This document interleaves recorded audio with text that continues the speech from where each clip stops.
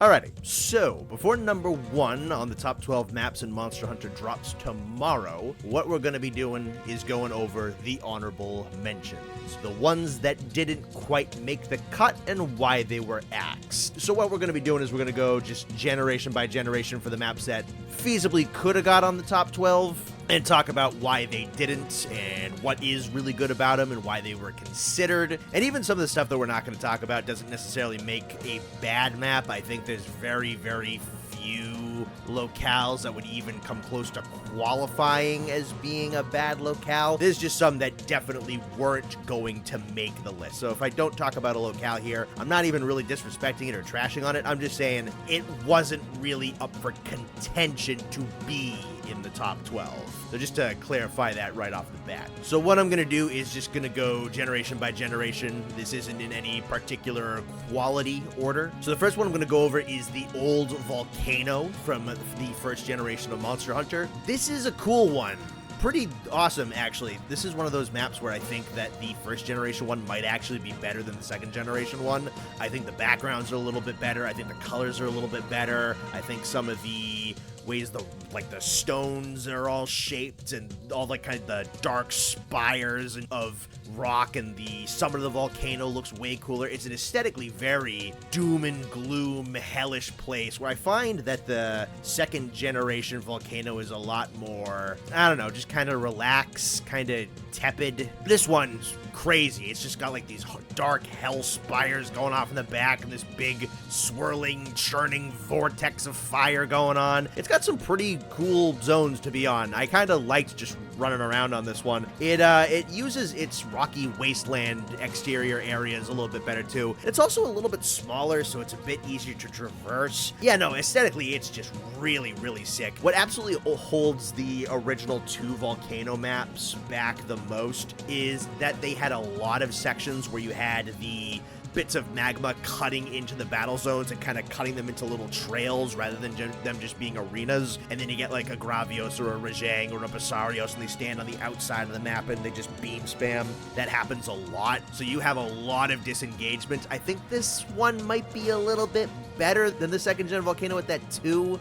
Kind of hard to say. They both struggle with it pretty bad, and that definitely knocked it off of potentially being top 12. The other one from the original generation I want to talk about is the jungle, or the old jungle specifically. Again, really cool aesthetics with a lot of the old, destroyed, dilapidated temples and everything. It's got this kind of layer of mist going on through it, which is kind of cool. It's got some cool looking zones. The stuff that stands out to me specifically about the old jungle is the river that runs through it where the Plesioth can go, and it continues from like one zone into another. That's kind of cool. I like that big open zone with the temple chunks on it that's kind of up and open out in the air. I've seen people fight like Kirin and stuff up there, fought Nargacuga up on there, which is kind of cool. There's that kind of caverny type of arena right before the cave system. We have all the waterfalls coming down. It's got kind of like a yellow aesthetic coloration to it. That map is really sick. Artistically, again, I think it actually might beat out the second generation jungle. The biggest one holding this one back is definitely a traversal issue. It's a really weird shape for a map structurally, where it's kind of got like an L shape, so it goes down and then goes off to the side a little bit, and it's kind of a pain in the neck to run around in here. It's also some of the foliage in this zone. Some of the foliage on this map is a little bit denser. I think the second gen jungle kind of handles that a little bit better. Music here is good though. It's like the classic Rathian theme. Again, I think the second gen might be better in that category. The second generation's one has a lot of stuff that's kind of going for it in terms of its roster, in terms of its staying power for being around in so many games, in terms of its music, in terms of its layout especially. I think it's probably the best map structure is why the Dose jungle got in. This one is kind of rough in terms of its structure, which was a huge step down, but aesthetically and atmospherically, I think it's awesome. So I'm gonna bump into Frontier. I actually don't have any more second generation maps that I put in the honorable mentions. I don't have the Arctic Ridge in here. I don't have the second gen Desert. I don't have the Marshlands, and I don't have the second gen Volcano. Those are all maps that I think are, the Arctic Ridge isn't great, the second gen Volcano isn't great, and I don't like the Desert. The Marshlands is fine. It's okay. The color palette's really, really boring and really, really bland. But moving into kind of like sub-second generation is I have the Highlands and I have the Gorge from Frontier. I was kind of pulling for a chance for the Frontier maps to get on here. I gave them all a pretty decent chance. A big issue that hit a lot of the Frontier maps is that they're really, really small, and even though they're small, they don't do a lot with the limited space that they have. So stuff like the Painted Waterfalls, the Polar Sea, the White Lake, even kind of the Great Forest a little bit, although that one's better size-wise, and definitely the Flower Field, is they're very, very small maps, which would be excusable due to development time, but I feel like there's a lot of just super duper samey zones on a lot of those maps. Like they'll take the same 2, maybe 3 concepts and just kind of stretch that out over like 6 zones, and it makes for maps that are pretty good, but nowhere near the heights of what this franchise can do. They are objectively kind of mediocre by the standards that these set. The Highlands and the Gorge get out of that a bit. They're also rather small. I think they only boast about like 6 or 7 zones a piece, which is, there's entire maps that are worth more than that combined at this point. Well, they're much more innovative and they do a lot more with the space that they have. So the Highlands is probably a really important map considering where the maps are going with wilds, with like weather interactions and stuff like that. So the Highlands is where the whole gimmick of like a storm rolling in the middle of the map and like lightning striking the battlefield and striking the monster starts to play into the actual battles going on here. And this is something that doesn't get duplicated for a very, very long time. The closest we get is Elder Dragons being able to kind of have very minor weather shifts in World when they appear. So there was nothing quite like the Highlands for a very long time until Wilds popped in, which makes it a pretty significant map. And they built many of their monsters around the Highlands lightning storm ability. So like your Kuaru Sapusu, your Guren Zaburu are both monsters that use those storms to their advantage and gain extra abilities off of that, which is really, really sick. And then artistically, it's a pretty cool map. I like a good mountain map. It's got a lot of verdancy. It's got a lot of waterfalls, a lot of good like shades of brown and oranges and nice earthy colors and stuff like that. It's got some cool small monsters that are fairly unique to it that I like to see. It's got a pretty good monster roster. It's a cool place.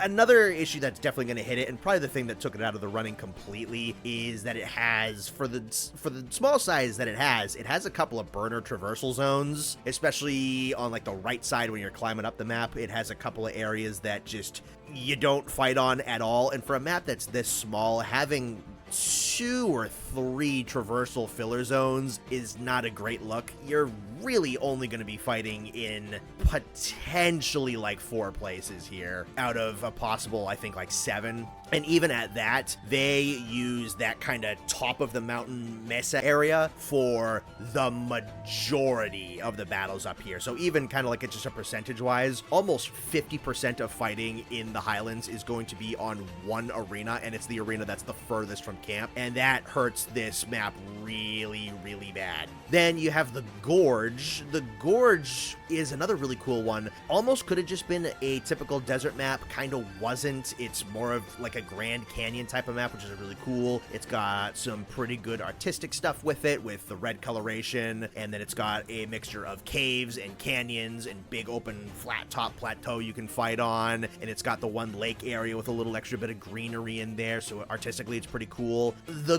Gorge is a map that needed to come out in Monster Hunter 4 and not a modded version of Monster Hunter DOS is probably the thing that hurts it the most here. That its monster roster also isn't great. It's a little bit better about having traversal zones than the Highlands are, though it still kind of suffers from that a little bit.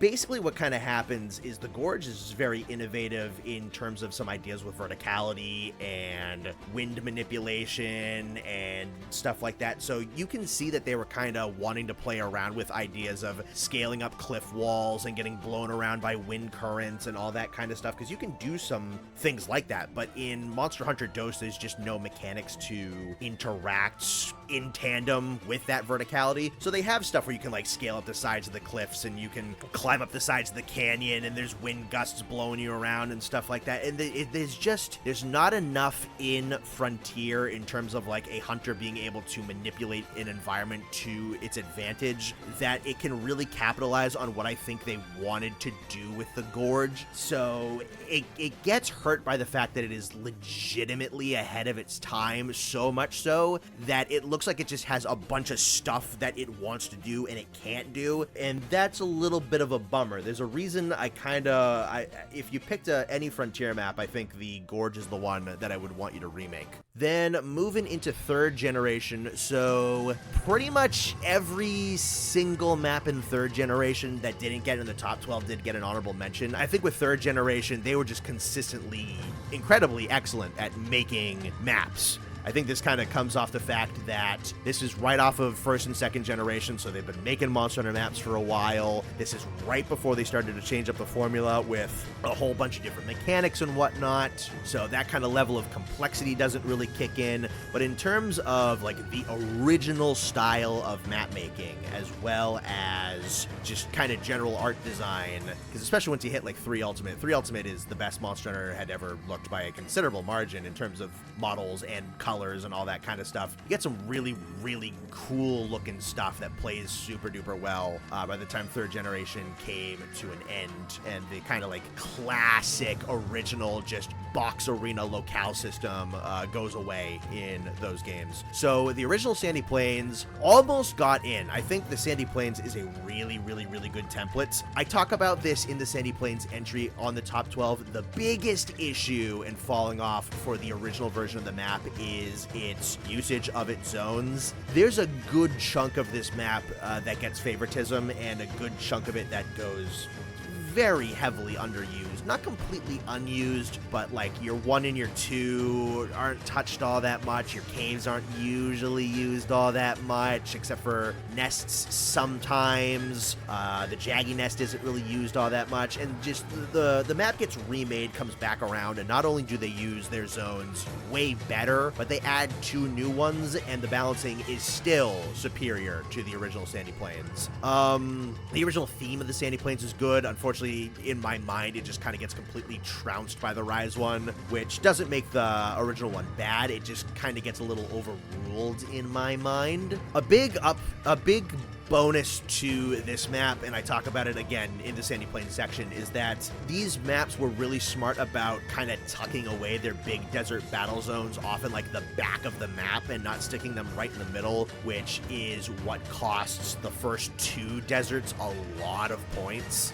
The Tundra feels like a really good kind of just baseline for an ice map. It feels very much kind of like a proto-Hoarfrost Reach. It's not bad by any stretch of the imagination. It's probably just kind of the least wowing of them. The music is definitely the best part. It's an incredibly cool theme with that awesome piano drop. It's got some good monsters on it with like Barioth and Giganox and Glacial and Jade, and all that kind of stuff is pretty cool. Its zone usage is fine. Its art is fine. It's not a particularly large map, and it's not super duper omega amazing interesting in terms of what it has to offer. I think it's just good. It's just solid. It might be. It's definitely one of the weaker 3rd generation maps, but that really doesn't make it bad in the slightest. I think this is like a really, really good template for a Monster Hunter ice map that doesn't necessarily go too much further beyond that, except for maybe the music. And then you have the Old Flooded Forest, which is really cool. What definitely kind of hurts this one is that it condenses and closes up some of the watery zones, and I get why they did it. It's because it's a rainforest, it's not an open ocean, it's supposed to be a lot more claustrophobic and stuff like that, a lot more kind of narrow riverways and things of that nature, but it makes the underwater combat not as enjoyable as something like the Deserted Island, where the water is a lot more clear, it's a lot more open, there's a ton more space, and you just kind of let the monsters do their thing, and you let the hunter do their thing. If you're going to use a 3D space like that, it's kind of, it gets a little tough if you really kind of narrow that up. And then on top of that, it doesn't really have that many issues. It's a map that I always enjoyed hunting on. I'd say the upper tree levels of the original don't get touched probably as much as they need to, but that's fine. You know, the main attraction is still the watery stuff, but there's a chunk of the map that doesn't go super well used. Again, a really, really good score for this place too. We'll move into 4th generation. The Frozen Seaway not getting on the map is probably going to be a little bit of a hot take. I assume a lot of people are going to just kind of guess that the Frozen Seaway was going to be in there, but yeah, no, I didn't include it. And the big issue with the Frozen Seaway is that the Frozen Seaway is only one zone in the entire map. The rest is, most of it is mountains and like two caves that are just kind of plopped out in the back, which they're fine. The Zamtrios nest is okay, but even that doesn't have like the Frozen Seaway aspect to it. I do love like the big middle zone with the sloping mountain going downwards right in like the very, very middle of the map. That's a really cool place. Some of the mountain tops are kind of cool to run around on. They're fine. That whole like left side of the map doesn't really get used a ton, but yeah, no, it's such a cool concept that they just kind of don't use, and they only really use it with one monster too. Like it's Zamtrios in one zone is the entire reason you go there. Now artistically it's great, a lot of blues and greens and violets and whites and grays and stuff like that. It's almost a little bit more colorful than the Hoarfrost, which is kind of cool. The music is absolutely excellent and it matches Zamtrios perfectly. It's got 2 really memorable zones, and they're really, really, really memorable, and the other ones aren't bad for sure. Like I like the Kashala nest with like the storm clouds going on and everything. Like that's cool for sure, but it's 2 super memorable zones, a really cool battle track, and only one of them actually goes to its namesake. I wonder if just like the highs of this map are so high that people forget that there's a whole just chunk of this place that is kinda only okay. The Primal Forest is one I was kind of rooting for. I like it, and I'm kind of neutral on it. The thing that kind of hurts the Primal Forest, as much as I do like it objectively, I think it is probably the most superfluous map in 4U, because it's very jungly and very foresty, but it's also very kind of swampy and very kind of boggy, right? And you have a forest that's called the Ancestral Steppe, and you have a swampy bog that's called the Sunken Hollow. And the Primal Forest doesn't really have that many monsters you can fight there that you can't fight in the other 2 zones. I think the biggest one is Najarala. So as much as I like the Primal Forest a lot, what definitely holds it back for me is it's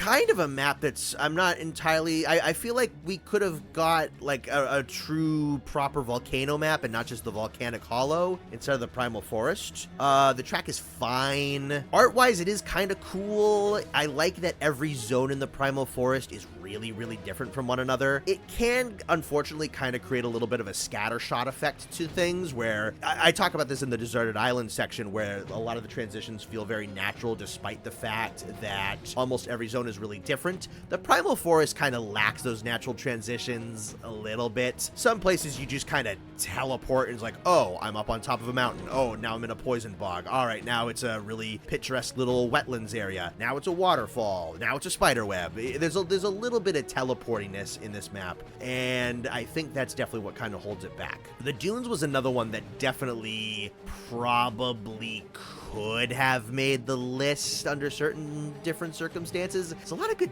I like a lot of the desert maps in Monster Hunter, which is weird because I feel like I don't, but I think that's mostly because I hate the first 2. But I actually find myself really enjoying a lot of the desert maps. Speaking of the first 2, I was a little surprised to learn, or at least kind of come around to the realization, that the Dunes is a remake of the original Desert from MH1, which kind of tracks as to why it doesn't have its own music track. It just has the original Monster Hunter 1 desert theme. I didn't pick up on that for a particularly long time until really kind of making this project. But the Dunes is pretty good, and I think in terms of a remake, It's pretty damn well done, especially for 4th generation. It definitely still has the old generation desert issues where your big, flat, super mega maps are center of the map-ish, and they don't have great transition zones, and you can kind of get a little stuck out there and whatnot, and you have a bunch of teeny little caves off to the side to pick away at for gathering and stuff like that. The being in Monster Hunter 4, though, does pick up a lot of slack, because now you can have ledges, and you can have dunes, and you can have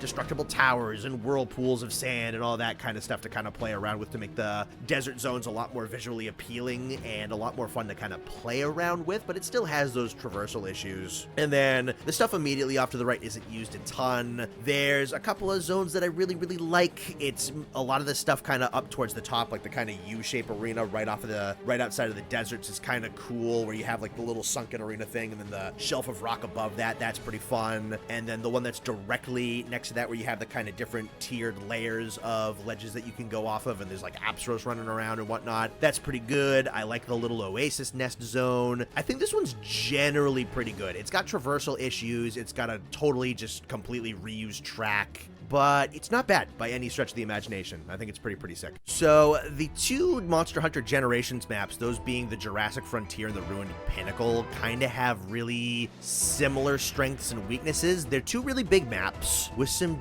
decent space usage, maybe a couple of weaker zones here and there. Artistically, I think they're both pretty damn cool. What kind of gets me, and I understand why this might have happened, is that from locales that came out after Monster Hunter 4, they feel a little less mechanically impressive than they should be. They feel a little regressive in terms of map innovation for where they are and when they came out in the series. They are much less vertically inclined. They don't really add all that much. They're cool to look at. They're fun to fight around in. They're neat maps, but they have like barely any other floors of verticality or huge sections with a lot of mounting attacks. They feel very, very much like 3rd generation maps to me. Minus a couple of ledges here and there and being a little bit bigger than the 3rd gen maps in some cases. And I kind of get why, because it's not really what Generations was going for. It wasn't really trying to build on that whole verticality thing as much, and I didn't knock them down like completely and utterly for that, but honestly, it's in comparison to some of the other stuff that was coming out for the time, they're just not as impressive to fight on as, say, an Ancestral Steppe or a Primal Forest or something along those lines, right? But artistically, they're pretty good.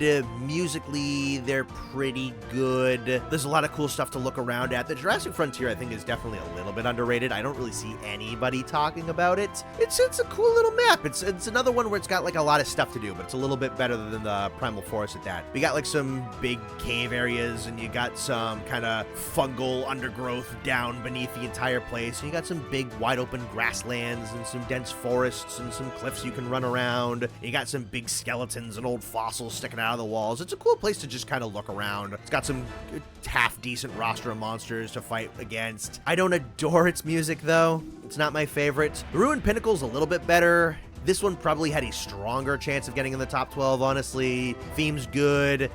The thing with the Ruined Pinnacle is its monster roster is really, really, really weird. It's a super elevated place, even at its base camp. You can see the waterfalls flowing off of it, so why there's such a heavy population of aquatic monsters just doesn't make any damn sense. I don't know why they did it like that. There's a lot of monsters that go up here that I don't understand how you get up there. The climb up to the Volstrax nest is undeniably really cool. It does have some pretty sick art progression with the storm clouds right beneath the ascent up to the top of the mountain. I think I kind of would have liked a traversal zone actually to kind of show the climb up, because you kind of just boop, teleport up to the top of the mountain. I think just for theatrics, I kind of would have preferred if we got just a traversal climbing zone, even if that would have been a little bit annoying. It would have been probably a little more climactic, I think, to actually going up and fighting Volstrax up there. It's got a cool little cavern system, which is perfectly fine, but it's supposed to be kind of like a temple to Volstrax, but they don't do too much with that temple concept. It's pretty much just kind of a cavern. I think those bottom 3 zones hog up a little bit of the glory that I think some of the other stuff a little closer towards the top of the mountain. For the Ruined Pinnacle, a lot of the fighting I find happens towards the bottom of the map, which is I think a little weird. But yeah, again, it's not bad at all. It's 2 good maps, but they're very third generation-y. There's some weird monster roster picks. Neither of them have my favorite battle theme. There's some issues there, for sure. Okay, so some world maps that only made honorable mention. I like the Ancient Forest more than some people, for sure. I get what they were going for. They kind of wanted you to get lost out in the trees and whatnot. I don't find that it's as confusing as I think some people make it out to be. I will say I am not a big fan of worlds, how they designed like the actual physical location maps. Like the drawn out maps, like when you open up the book to kind of see where the monsters are and everything. I don't like that. I don't like how that is structured. I'm glad that Wilds is bringing in a drawn out mini map system with the vertical and the horizontal and the shit, kind of like the Metroid Prime looking style type of thing, because this definitely needed to be redesigned, and it is because of this map that it is getting redesigned, and that makes sense because some places here are a little wacky. For sure. It's got an awesome track, very fitting for Anjanath. It is just like the big bombastic fight track. It is perfect for an opening level to this game, 100%. Another thing I really like about this one is how so much of it is fighting the monsters on the branches and on the trunk of the giant tree, and you even kind of forget that like it's a tree that you're fighting on. It's not a mountain or anything. Like, it's one just giant plant. I think that's kind of cool. I think they did a really good job of chopping up a big tree into like 5, 6, 7, 8 different battle zones. Like, it's crazy how much mileage they got out of that. And then they fleshed out the entire area beneath it. Like, there's a whole ring around the trunk of the tree that you can go fight in. And there's a couple of just really cool zones in there. There's some zones that aren't great. There's some that are like wicked narrow and really annoying. It's got a lot of tight little corridor zones and whatnot. And if you're fighting something like a Kashala or some of the Elder Dragon matchups on this map suck ass. I think they all kind of do. I don't like fighting Kashala here. I don't like fighting Blackveil here. I don't like fighting Volcano here, except for like a couple of certain zones. But once they get kind of like into the thick of the trees and whatnot, and in some of those tiny maps, and all of them have like a lot of AoE dependency, wow, this map gets really fucking annoying. And that is absolutely one of its major issues. That, yeah, no, I don't think it's super complicated once you start to kind of learn things. Every once in a while, though, I'll pop my head out of a hallway. I'm like, how the hell did I get here? Like, what am I doing here? This is not where I thought this goes. But I think the limitations of World's minimap system definitely kind of hurt this one, because I think it needed some help in that department. Coral Highlands. Some people are going to be upset, and I know exactly who's going to be upset, because you all have Coral Highlands monster profile pictures with Santa hats on them, and you talk about the Coral Highlands all day long in everything that I post. I know exactly who you people are. I see you all the time. But yeah, artistically, the Coral Highlands is fantastic. It's a competitor with the Hoarfrost Reach, and probably like the Misty Peaks for the most beautiful Monster Hunter map ever made. It's got some issues. It does.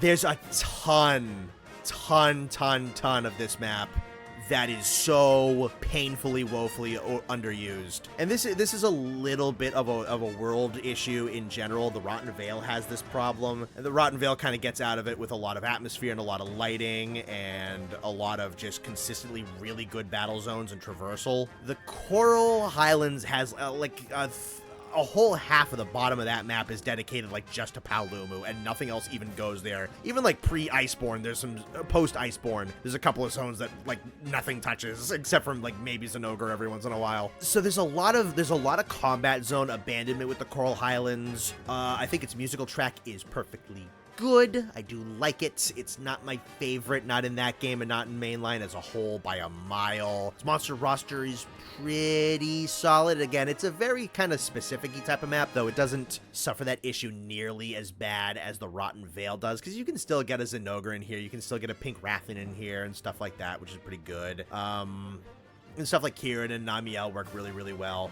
There's also a traversal issue. It's probably the biggest traversal issue that world has. I get that it's called the Coral Highlands. There's a lot of climbing. There's a lot of climbing sections. There's a lot of vines, snagging and leaping up of those and jumping across things. And you could have improved that. They had the tools to improve that. They had like the zip lines and everything that you could put in and you install for like a quest, and you have like the wind geysers. But both of those are super limited and really out of the way. The zip lines are borderline worthless. I don't know why they bothered them if they're gonna put them in those stupid little area that barely even takes you anywhere. Like, it's really dumb. I've never ever used them. And like the wind geyser that can take you up to the top of the mountain, that's also kind of cool. But again, that should be scattered those should be scattered like all over the place. Like, I'm not going to bring the glider mantle for one singular use of a wind current up to the top of the Highlands. Yeah, they put some wind gusts up there so that you can have some reason to consistently use it, but they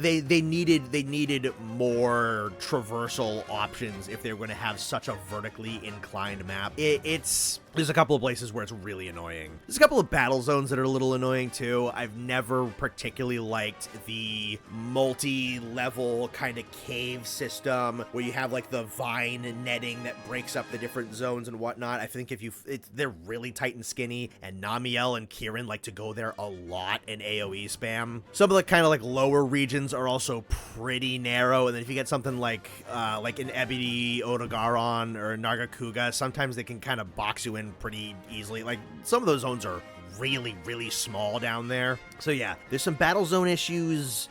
The music is okay. The traversal and like the failure to properly implement the traversal mechanics that do exist. That's even the worst bit. I would be probably more forgiving if they just made me climb, but the fact that you put in the wind geyser thing and you put in the zip lines and you implemented them in a way that's kind of bad honestly makes it, the fact that they're there, worse. And then there's the guiding lands. The guiding lands is another one, probably had a really, really good shot. Music's pretty cool, but it is also kind of just like fight music. The fight music, though, for a map like this, like how you kind of have to. It's a pretty cool place, honestly. It's hard to judge the monster roster because basically everything is here. Borderline everything goes here, so it's a little tough to kind of judge things. And then if you actually want to kind of talk about like the guiding lands mechanically and how that whole monster stuff and actually trying to fight what you want to fight on here, I don't know. We didn't want to really get into the guiding lands mechanics all that much when talking about this location. Another thing that kind of hurts this place a little bit is, even though, you know, you have biomes from all 6 locales here, there is some level of... The map can feel a little asset flippy. Like, it uses the assets exactly, which that's not really a problem. Like, that's fine. But even like some of the zones themselves really kind of just feel a little lifted. Like, the actual structure of some of the battle zones really just kind of feels lifted right out of the original maps. Like the Wildspire section, for example. The big slopey desert one, that feels exactly like the big slopey desert that you have in the Wildspire. And then the other one with like the land bridge and everything, like the little slopes, that feels exactly like the zone with like the cacti where Diablos eats. They feel super duper similar. The Hoarfrost Reach has, like, it feels exactly like you're fighting in the Hoarfrost Reach cave, and then, like, you're out on one of the snowy mesas, feels super duper similar. You know what I mean? It's just, like, the actual quality of some of the battle zones for the different biomes, just, I don't find them as impressive as some of the battle zones from the original maps. I actually kind of find myself enjoying the in-betweener foresty sections a little bit more than the dedicated, like, locale recreation zones. Like, the area that has the one little raised platform in the middle, so it has, like, the 2 sides of jumping attacks, and it has, like, all the different status frogs in the middle. That one's really fun. The zone that's immediately outside of the Wildspire where Raging Brachydio spawns, I kind of like that spot. That one's kind of cool. It's nice and enclosed in with some reliable wall throw areas and some rocks you can throw monsters into. That one's kind of cool. I like the shelf area outside of the Hoarfrost Reach with like the one big vine wall and the mushrooms you can jump off on the other side of it. That area is kind of neat. Yeah, no, there's just... I almost kind of like not fighting in the biomes more than I like fighting in the biomes. And then, you know, some monster tracking can be a little weird, and then you can get like Barryoth running around in the trees and whatnot. That's kind of goofy and stuff like that. So it's, and then, yeah, no, the music is good, but it doesn't, yeah, it kind of has to not have a ton of personality to it. There's some derivative-y-ness with the guiding lands that I think holds it back a tiny bit. And then with some Rise maps that didn't make the cut, Shrine Ruins and Flooded Forest are both getting hit artistically. The Mushy Peas color palette that they smacked their forest zones with in Rise really bugs me, like a lot. And it bugs me that the Citadel is a much more lush and vibrant and green map than the two super dense foresty zones. I don't understand what happened there. I don't know why green was such a struggle with this place. Like, green and brown looks really good together. So both of those zones kind of struggle with that. The Shrine Ruins theme grew on me. I think that one's kind of cool. I don't like the Flooded Forest theme from Rise in the slightest. Like, not at all. I think it's a really bad remake of the original one, personally. They both have some, again, it's going to come down to some, like, zone usage issues. I think the Shrine Ruins has a couple of zones that get a little samey, especially there's a lot of stuff kind of really around, like, the foot of the mountain that are just kind of, they're really just hallways that are fattened up a little bit. I think if I'm talking about maps that have zones that are just fattened up hallways, the Shrine Ruins struggles with this like really bad. There's a whole bunch of them where it's just like it's just a stop in the middle of the road. You're just fighting in an intersection. That's where it's you're fighting in the intersection of a dirt path. That happens a lot in the Shrine Ruins, which bugs me a little bit. And you also have the mountain in the Shrine Ruins that is just this, it's a really cool big obstacle to go climbing around on and all that kind of stuff, but like eventually it really just kind of turns into an obstacle that's taking up the middle of the map. Like, you really don't ever go up there. You don't climb it for all that much reason other than just for pure fun, and you just kind of have to run around it. Like, it's kind of weird. Yeah, and then with the Flooded Forest, they did some really cool stuff with how they interpreted an underwater map into a kind of more grounded map. There's some stuff I really like. The different perspective granted from being on the floor and having to actually kind of look up and look at the elevated platforms that were once just ground level and kind of seeing how that perspective change works is really, really cool. I think they pulled that off super duper well. I really like it's funny, I actually like the super narrow waterway a lot more in the Flooded Forest from Rise than I do in Try, because you get to it's just kind of completely surrounded by these big cut-through canyon walls. I think that's really sick.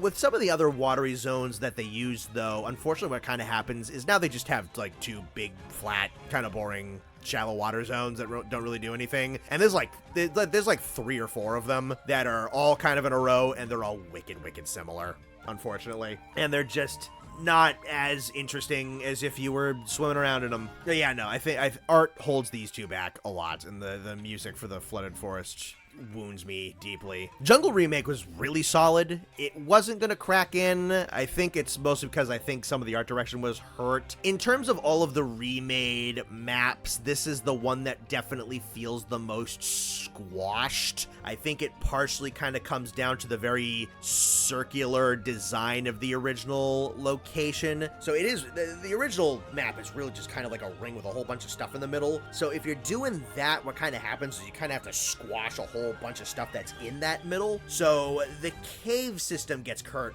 kind of bad. It feels way less expansive. It feels way less interesting. It feels way less special. The mountain that it's in has to be kind of comparatively really tiny. There's some cool stuff to go check out, especially if you want to go up that mountain. There's a whole bunch of neat stuff up there to go run around on. That's pretty cool. I did like that they fattened up the beaches a little bit and gave the beach an extra zone. That was pretty good. I liked that. The kind of top coast region and the little islandy area area were just kind of merged into one big zone, conceptually at the very least. Again, it's something that artistically feels super, super squashed. It was kind of cool to have that little desert island just kind of way out to go check out that was far removed from everything else, and like the pathway got flooded at night times and everything. That was kind of neat. And some of the scenic backgrounds from like the higher elevation get taken away from a little bit. It's a map that feels a little bit less high up.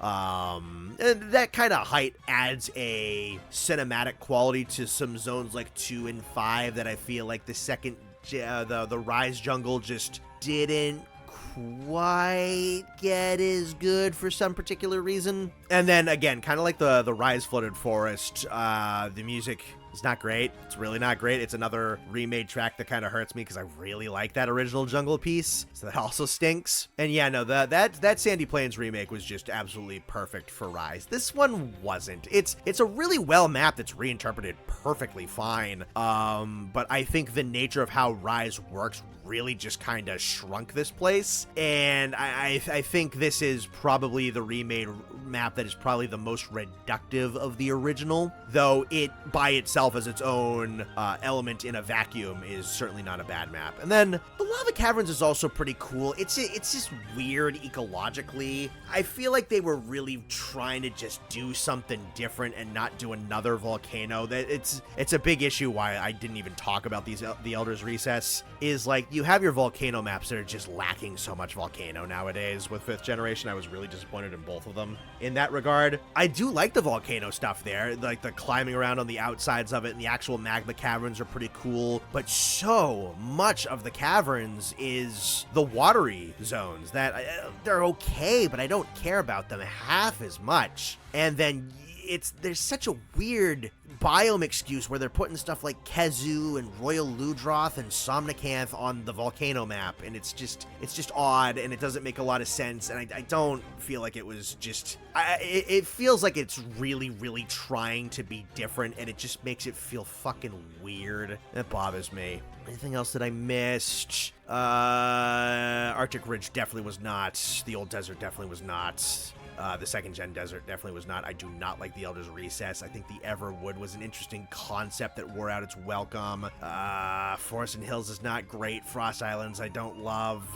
Heaven's Mount is kind of whatever. There's a whole bunch of frontier maps that are really, really samey and really small. The Tower is a really cool botched concept. 2nd gen Volcano has a lot of zone issues with lava overflow, and it's also kind of boring aesthetically. The Marshlands is probably artistically my least favorite map. The Great Forest barely uses half of its zones. Yeah, so those are all, yeah, I'm fine with those not even being honorable mentions, honestly. And then the last one is going to be an honorable mention just because we don't have the full game yet, is going to be the Windward Plains. So we have played on it. I've spent maybe like 7 or 8 hours on the Windward Plains at this point. Really like the place. It's got some great music. It's so far got some cool monsters. The big thing is we don't have the full vision yet. I really kind of can't give it full scores. We don't know how the whole roster works. We don't know how the whole roster works in tandem with itself. We don't know everything about mechanically how the maps are going to work in this game. There's some stuff that's just kind of left open air, but yeah, it's a really cool place. It's a really cool place with like the savannah stuff and the big desert stuff. It's got some really cool monsters. The caverns are really cool in the middle. They're doing this thing where they're putting the villages seamlessly in the midst of the locations. That's pretty sick. Music's generally really good. The Radow Nest is pretty sick. It's definitely, it's gearing up to be a really, really cool map. And if, like I said, if this was done a different year, probably would have been a major contender, but a lot of the Wilds maps probably are going to be, and that's why we're doing top 12 maps now. And really quick, what we're going to do is we're going to cap this off. I said at the beginning, I was considering doing single arena, like boss arena and arena quests as kind of its own separate entity to be counted amongst the locales in Monster Hunter, but realistically there was no way that 12 maps were not going to be better than the concept of a single arena. So I said when I did the honorable mentions I was going to do my 12 favorites of those. I'm not going to order them because it just really comes down to art direction and stuff like that. So what I did is I just went on the wiki and I'm going to list off my 12 favorites in the order that I found them on the Wikipedia page. and, talk about it a little bit. So the first one on the list that I have for one of my favorites is Tower 3. This is eventually what the Forlorn Arena became. I think this one is better than the Forlorn Arena in Sunbreak because it is way wider, and it's kind of cooler because everything just kind of disappears off into the mist and whatnot. It's a lot more mysterious instead of it being just like a little lunchbox up on top of a building. The Forlorn Arena is cool, but Tower 3 is like way more mysterious and has a lot more mystique to it. It just kind of goes off forever in every distance and whatnot. It just feels really sick.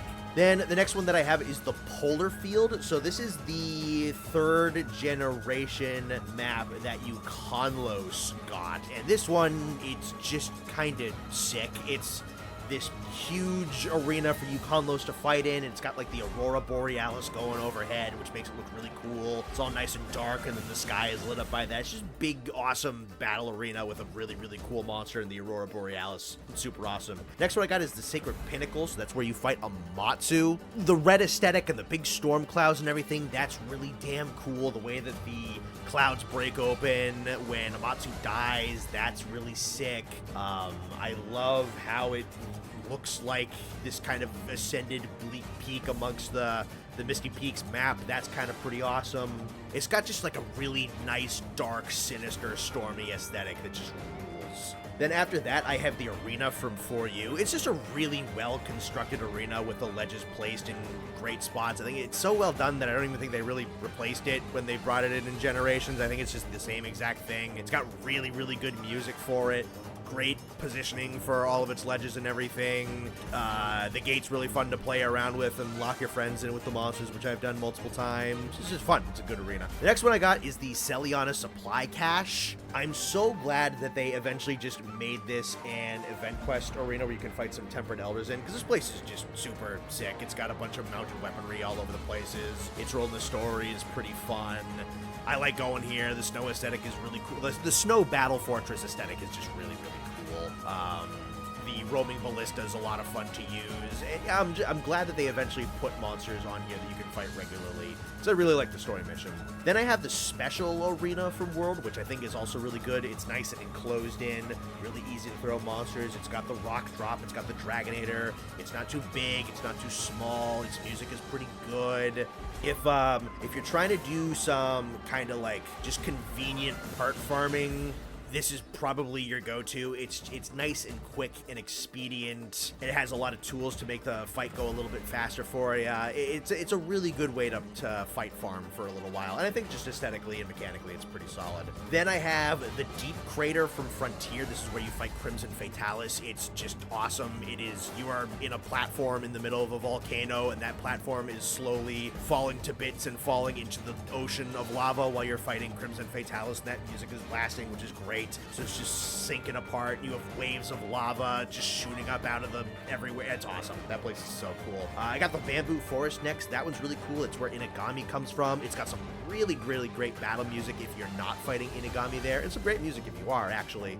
It's awesome that Inagami can actually use that map to his advantage and rip bamboo off and use it as a weapon. That's really fucking cool. Then I have World's End, which is Disa Firoa's map. It's probably just aesthetically the most final bossy JRPG map that Monster Hunter has to offer. It's got like purple and red oceans and a purpley black sky and like ice structure. It's frozen over hell. It's like the bottom circle of hell. That's what that place is. It's just nuts. It's crazy. It's a lot of fun.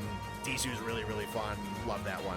And then I got the Cloud Viewing Fortress as the last one, because that's where you fight Wanzorumu, and the backdrop of that map is literally a throne where a golden Emperor Conquer Dragon sits and lords over his subjects. And then it's really, really well spaced for him too. For such a giant dragon, you're really not going to get corner trapped all that much. So good spacing, great aesthetics, very just lordly, kingly. It's got like some ancient civilization-ishness to it, which is really, really fun. And then I got the the Castle Shrade from Iceborne specifically. That one's cool, like the progression from the second phase when he knocks down the wall. And again, it's got a whole bunch of weaponry. It's got like the roaming ballista and the Dragonator and the cannon walls that you want to use and the ballistas and everything that's positioned all over the place. That's really cool. It's perfectly spaced that Fatalis isn't like too annoying with how fast and how powerful he is. Like you can get away from him, but it's still a pretty oppressive little box to fight him in, especially in the opening phase. It can get really easy to get clipped by things. But I think it's aesthetically really cool with the rain coming down. They really good colors and everything. It's super dark and atmospheric and moody. It's really, really cool to fight Fatalis there. So yeah, that's my 12 for single arenas. So yeah, that is the honorable mentions of the top 12 maps for Merry Huntmas 2024 in Monster Hunter. So thank you for joining me. Tomorrow is going to be the number 1 placement. Pretty sure you know which one that's going to be, but tune in all the same because I appreciate it. And then tune in on Christmas Day. You're going to get your Christmas present, which will be the trailer for the anniversary project that is not going to be able to come out on the anniversary. I do not have enough time to finish it, but you're going to get it one way or the other. So thank you for watching this. I'll talk to you later. Bye-bye.